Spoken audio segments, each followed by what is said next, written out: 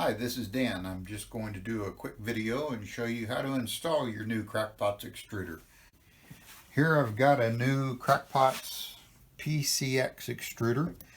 I'm going to change out the one that I had on my wall and install this.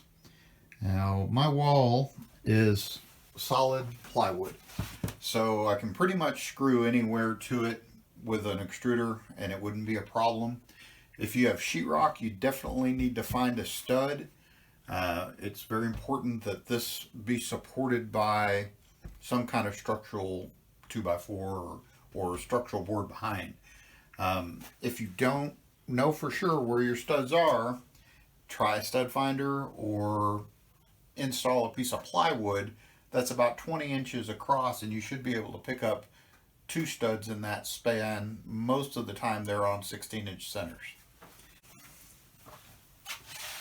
The extruders come with lag bolts to mount to the wall.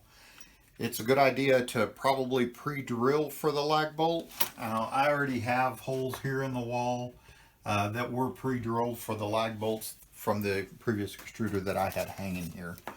I'm going to use a cordless drill and drive my bolts in with that. You can also use an adjustable wrench, a socket and a ratchet. Number of different tools, pair of pliers would work.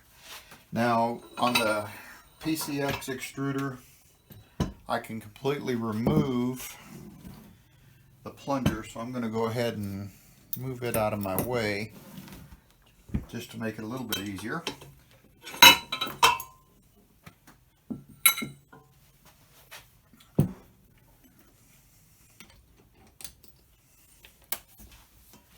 You want to mount the extruder at a height that works for you.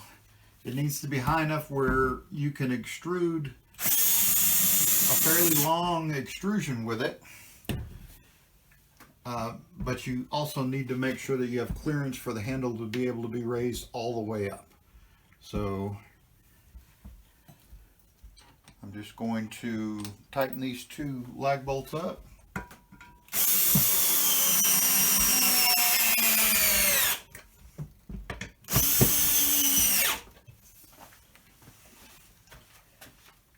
And that's all there is to it.